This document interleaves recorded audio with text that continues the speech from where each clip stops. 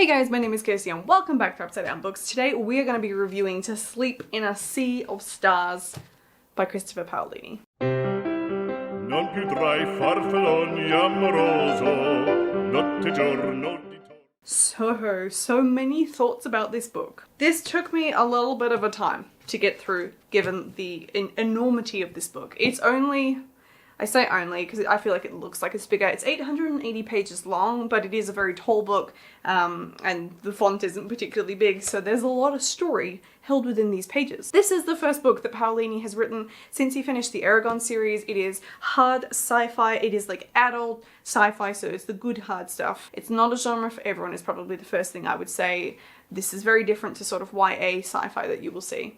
So it took him about 9 years to get this up and running and published, and there's a cute little author's note at the very end which I think is worth reading, sort of explaining the difficulties of his writing process and how that he still doesn't feel like this is like the most perfect version of this story, and I do agree with him there because I rated this 3.5 out of 5 stars and I have things to say about it. First of all, let's just start with where it's sitting at with some ratings. So I think the ratings from memory are a little bit low because, I mean, I think a lot of people have been put off by how big this book is, but let me fact check myself. So currently as I'm looking, this has 4,500 ratings and it's sitting at an average rating of 3.95 out of 5 stars. That's actually not too bad. I think that's probably a reasonably fair average rating, and I would definitely be curious to hear more people's thoughts on what they thought about the ending in particular. So first of all, thank you very much to Pam Macmillan for sending me a copy of this for review. I am very blessed to have received this to just read and consume and review, which is pretty great. But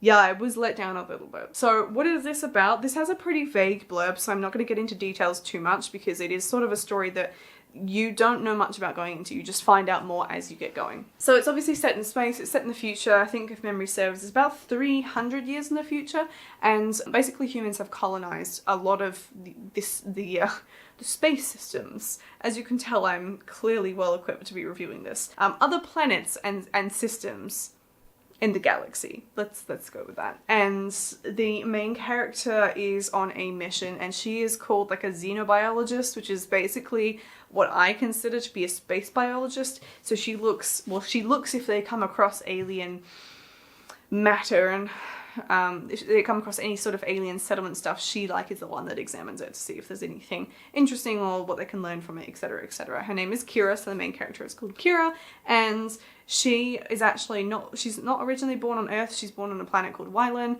and she's never been to Earth, she's never been to the solar system, and she has one hell of a story to be told in this book. So there's stuff that goes wrong quite early on, basically, and I think there's a really good little setup to it. When I first started reading this, I was really enjoying like the setting, explaining like what her role was, looking at her interactions with the crew on the ship and her fiance, and like what her job was, and the like Paolini explaining to us the world where humans are at, how they travel around space, what they're doing, and all that sort of stuff was really interesting. And my first immediate reaction was that I was so happy that this was such a long book. Despite my complaints, I guess, about how this ends, I, on the whole, was just thrilled to have so many pages to just sit down and really get into this book. I found it really enjoyable, I found it really unique, and it's probably one of my, if it weren't for the ending, this would definitely be one of my favourite hard sci-fis out there, because I thought that it was a really approachable hard sci-fi. Some that you can read are really heavy on the physics and like terminology side of things, and it becomes quite overwhelming to try and get into if that's not a genre that you're super familiar with, or if you don't read like spaceship manuals for fun on the side. You know, this is very approachable in that sense because Paolini has done this magical thing where he's used the right terminology, but he doesn't do it in a way that's confusing. Like, you can work it out from context what he's talking about, and it's appropriate, it's not excessive. I think the best thing about this book is the characters, and the character developments are really great, the character arcs are fantastic, and the relationships between the characters are great. There is a sapphic relationship in here as well, so there's a little bit of representation, and it is a relatively diverse book, but I feel like diversity isn't the foremost question. It just got really dark. Within this story, seeing that it's set so far in the future, so people see each other by like solar systems and planets rather than countries on Earth, so that's sort of a difficult one for him to tackle, I suppose. And the main sort of antagonists in this story are aliens, so we do get a good little light show, shall we call it, from aliens, and I really enjoyed the aliens that are in this book, especially all the little twists that happen within.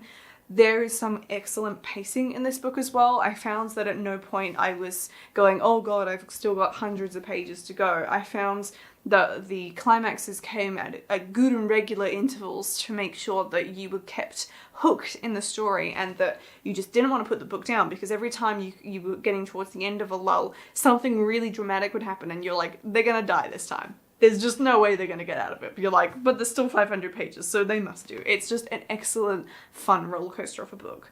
But all of that great character development and relationship building happens in the lulls, and it's really enjoyable to read because the majority of this book is set on a spaceship called the Wallfish, and it is captained by a guy called Falcone, and I really, really liked him. But my favourite character in this book was definitely Grigorovich, who is the ship mind, which I think is my favourite concept that Paolini has added that I've not come across in the limited number of hard sci-fis that I've read. So the ship mind is basically a person who has volunteered for whatever reason to become something new. They basically become a gigantic, intelligent brain. They don't have a body anymore, and they are installed in a ship, so like a biological AI, sort of, and they're incredibly, incredibly intelligent, and they basically are what run major fighting ships and stuff. But this particular ship is not a fighting ship, the Wallfish. It just happens to have managed to have scored Grigorovich, but he brings so much to the book. Grigorovich is super, super funny. He has a great relationship with all the characters. He's slightly unhinged, but he's still able to do his job, and it's just really, really funny. So there's lots of great things about that, especially with the stuff that Kira is dealing with, because there's like a massive extra thing that I can't discuss for spoilers. I think I would call it spoilers. I really want to talk about the main thing in this, but I'm not going to be doing a spoiler review for it, and it's just not in any of the blurbs, but it does have to do with something that Kira finds at the very beginning of the book that really changes her life.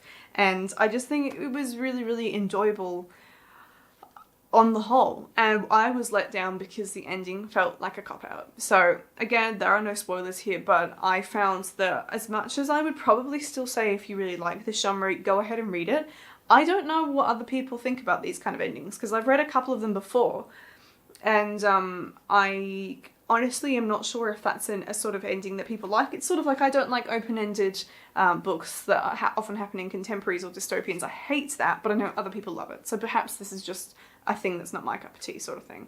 But yeah, I was so excited going through the whole book, and then we got to the end of it and I just went, is this really how we're going to wrap up a nearly 1,000-page book after all the effort I put into reading through the whole way, and now we're just going to get here and do that? I was a little bit upset with that choice of ending. It just didn't feel like the book is so epic. It felt that the ending did not justify the epicness of what comes before it. So I was definitely let down there, which is why I knocked a few stars off, because I just felt for the last, I think it was good until the last 150 pages. So the majority of the book is absolutely amazing, and then the last bit was just the bit that didn't quite agree with me, unfortunately.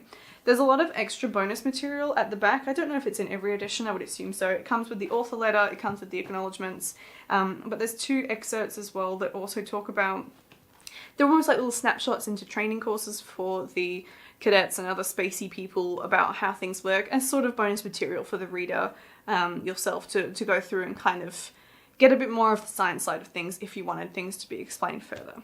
So I think on the whole I did enjoy this. I was so disappointed by the ending. I don't think that this is going to have a sequel to it.